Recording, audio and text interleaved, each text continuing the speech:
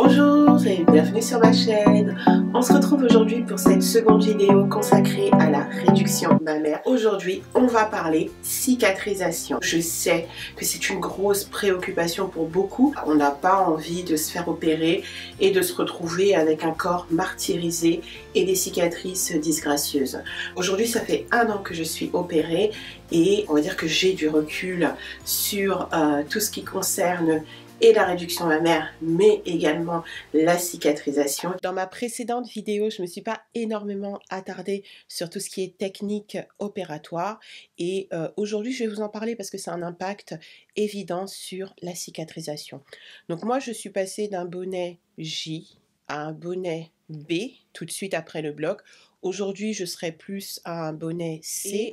Donc, en ce qui concerne la technique opératoire, on va vous inciser en dessous de la poitrine. On va vous retirer l'aréole.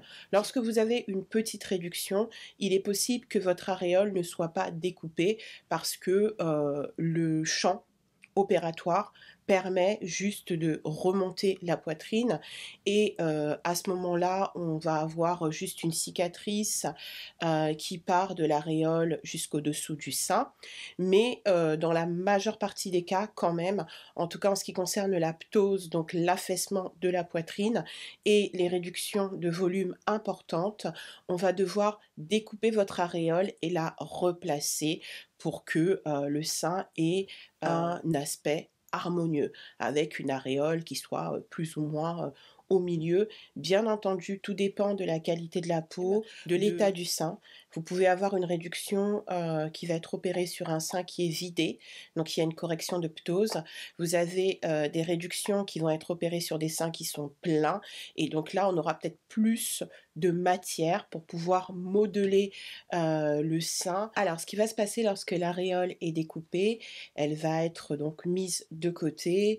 On va pouvoir réduire la graisse et la glande mammaire et ensuite cette aréole va être replacée sur le sein. Pour les réductions importantes qui prennent un certain temps, le fait d'avoir découpé cette aréole, de l'avoir mise de côté, va avoir pour effet qu'elle potentiellement ne survive pas. Les tissus ne survivent pas et donc à ce moment-là, on ne va pas pouvoir juste la coudre, on va devoir effectuer une greffe. Et donc c'est là où se situent, on va dire, les soucis lorsqu'il y a une greffe, c'est que votre peau peut accepter ou refuser la greffe. Et donc là, on voit souvent ce qui est apparenté à des infections, mais c'est des cicatrisations qui sont extrêmement longues parce que votre corps a du mal à intégrer cette greffe et donc c'est là où s'effectue la difficulté. Le problème, c'est que les chirurgiens ne peuvent pas le savoir à l'avance. Ensuite, quand tout se passe bien, votre aréole est cousue et donc à ce moment-là, c'est une cicatrisation avec des fils qui vont être retirés. En ce qui concerne la cicatrisation, moi je me suis énormément documentée. Pourquoi? Parce que j'ai tendance à faire des cicatrices hypertrophiques, encore appelées kéloïdes. Les kéloïdes, ce sont donc des cicatrices qui ont un aspect boursouflé, qui vont avoir une couleur plus foncée. Et le problème avec les kéloïdes, c'est que souvent, la cicatrice peut s'étendre au-delà de la zone d'incision. Donc forcément, c'est pas très esthétique et c'est vrai que ça, c'est un souci majeur pour beaucoup de femmes, c'est une crainte. Le fait de faire des cicatrices en kéloïdes est lié à une surproduction de collagène dans le derme. Voilà, ça prolifère et voilà, ça crée des cicatrices en relief. Donc ce qu'il faut savoir, c'est que c'est pas parce que vous avez fait à tel endroit des kéloïdes que vous en ferez forcément à un autre. Mais j'avoue que c'est souvent courant. Moi par exemple, j'avais un piercing dans le nez, j'ai fait un kéloïde à l'intérieur de la narine. Aux oreilles, j'en ai pas fait. Par contre, voilà, j'ai également une cicatrice de césarienne. J'ai pas fait de kéloïde, comme quoi. Alors, une des choses qui m'a été dite par mon chirurgien, c'est que la cicatrisation, ça prend du temps. Et ça, c'est quelque chose qu'on a tendance à oublier. pour ce qui est de la réduction mammaire, il faut compter minimum 1 an pour que les cicatrices commencent à s'estomper. Et moi, je dirais que c'est mon cas aujourd'hui, avec des cicatrices qui s'aplanissent. Autre chose que l'on oublie très souvent, avant de se jeter sur plein de produits que je vais vous recommander, c'est un simple geste, l'hydratation. Il faut hydrater la peau en permanence, surtout une peau qui a été lésée. Donc ça, c'est vraiment hyper important. C'est vrai que nous, les femmes noires, on a cette habitude, depuis qu'on est tout petit, de mettre de la crème hydratante sur tout le corps. Il ne faut pas hésiter à en mettre et à en rajouter. Maintenant, la crème hydratante que l'on met au quotidien n'est pas suffisante pour les cicatrices en kéloïdes ou les cicatrices hypertrophiques. Donc moi, en ce qui concerne mes cicatrices, donc j'ai une cicatrice autour de l'aréole qui est légèrement boursouflée. Vraiment, c'est pas inquiétant. J'ai une cicatrice qui elle passe en dessous du sein. Donc pour ce qui est du dessous du sein, je la vois même pas. Et j'ai une cicatrice, voilà, on monte un petit peu, qui va donc du milieu de l'aréole au-dessous du sein. Voilà, mes cicatrices aujourd'hui, elles sont foncées.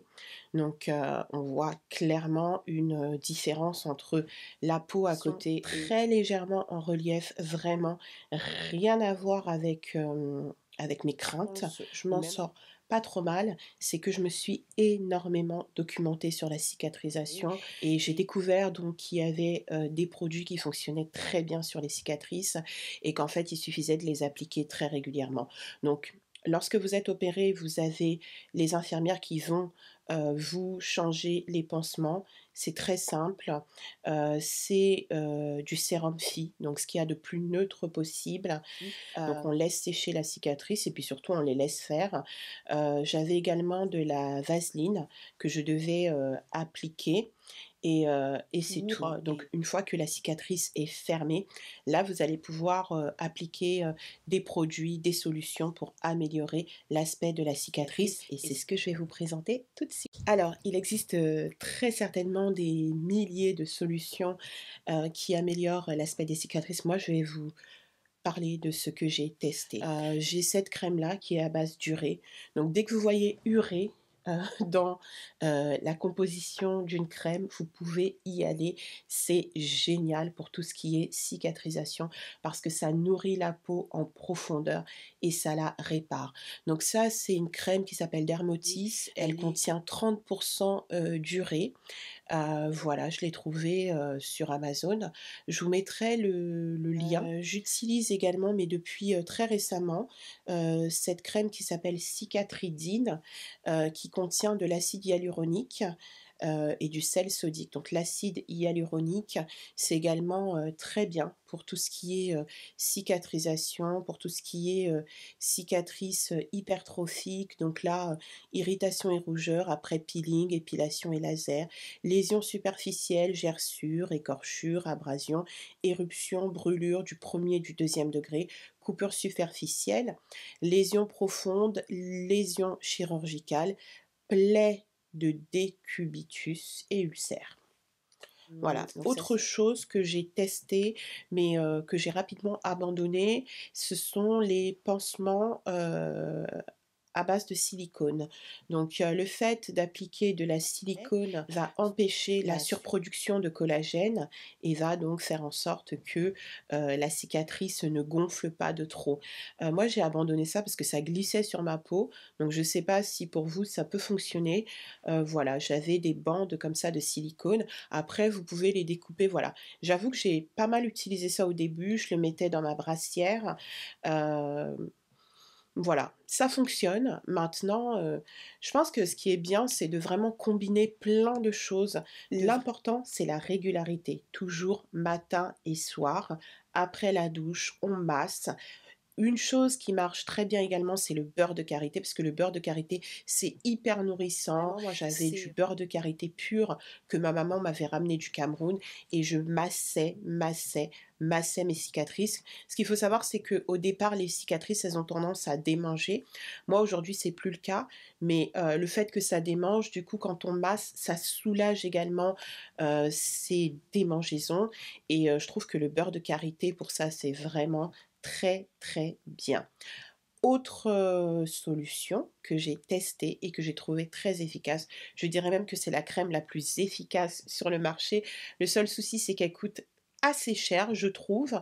Donc aujourd'hui, je l'ai troquée contre d'autres crèmes qui sont moins chères, mais surtout parce que je voulais vraiment tester des choses différentes pour pouvoir me faire comme ça une boîte à pharmacie contre les cicatrices en Kelo. Cette crème, c'est Kelo Coat. Pour moi, c'est la crème la plus efficace. Voilà, le seul truc, c'est qu'elle coûte un petit peu cher. La quantité, elle est toute petite, mais c'est super efficace. Autre chose qui favorise la cicatrisation, c'est la contention. Surtout au début, n'hésitez pas à continuer à porter la brassière qui vous a été prescrite au lendemain de l'opération nuit et jour, même si c'est pas hyper agréable, jusqu'à ce que les cicatrices s'aplanissent. Ou ça peut être des brassières que vous achetez dans le commerce, mais le fait de comprimer la cicatrice va faire en sorte de freiner un peu cette production excessive de collagène. Et également le soleil, faites attention au soleil. Ayez toujours une protection solaire, notamment si en été vous allez à la plage, vous vous mettez en maillot de bain. Il ne faut pas du tout que vos cicatrices soient exposées au soleil. N'hésitez pas à masser vos cicatrices. Si vraiment vous avez des cicatrices qui sont vraiment très hypertrophiques, vous pouvez vous tourner vers un kiné spécialisé. Je pense qu'en regardant un petit peu sur internet, vous trouverez des kinés qui sont qualifiés pour masser les cicatrices et pour faire en sorte qu'elles s'aplanissent. Mais sinon, tout seul, ça marche très bien. Voilà, ne pas hésiter à masser, appuyer dessus, ne pas avoir peur, les cicatrices, elles sont fermées, le corps est mouvant, ça bouge. Et également les huiles végétales qui fonctionnent bien, l'huile d'olive, l'huile d'amande douce, et il y a les huiles essentielles, l'huile essentielle de rose musquée, l'huile essentielle de Gaultérie couchée. Voilà, donc ça, ce sont des huiles essentielles et huiles végétales qui favorisent la cicatrisation. Moi, en fait, j'ai voulu mettre toutes les chances de mon côté en alternant un petit peu les solutions pour ne rien louper. Je me suis dit, si l'acide hyaluronique, ça marche, j'en veux. Si l'urée, ça marche, j'en veux. L'essentiel est de toujours masser vos cicatrices, toujours appliquer de la crème matin et soir. Et ce qui fonctionne également, puisque les cicatrices, elles sont plus foncées, vous pouvez appliquer un lait qui est anti-tache. Cet été, moi, j'ai commencé à utiliser le lait corps anti-tache de la marque Nuanciam et je trouve qu'il fonctionne bien également sur les cicatrices foncées. Mes cicatrices, elles sont en train de petit à petit s'éclaircir. D'ailleurs, mon chéri me faisait la remarque il y a peu de temps en me disant mais oh, tes cicatrices elles se sont hyper aplanies, on dirait qu'on voit plus rien. Moi je vois plus forcément parce que c'est mon corps et c'est ma peau et donc c'est vrai qu'on a tendance à être souvent dur envers nous-mêmes, mais si vous envisagez cette opération, il ne faut pas que l'aspect cicatrisation vous effraie, voilà, parce que avec les années le temps fait son œuvre et les cicatrices vont s'aplanir. Mais très sincèrement, c'est un tel bonheur d'avoir une poitrine dans laquelle on se sent bien, qui ne soit pas un poids, voilà. Moi, en ce qui me concerne, les cicatrices sont là, mais ce n'est pas quelque chose qui m'empêche de vivre.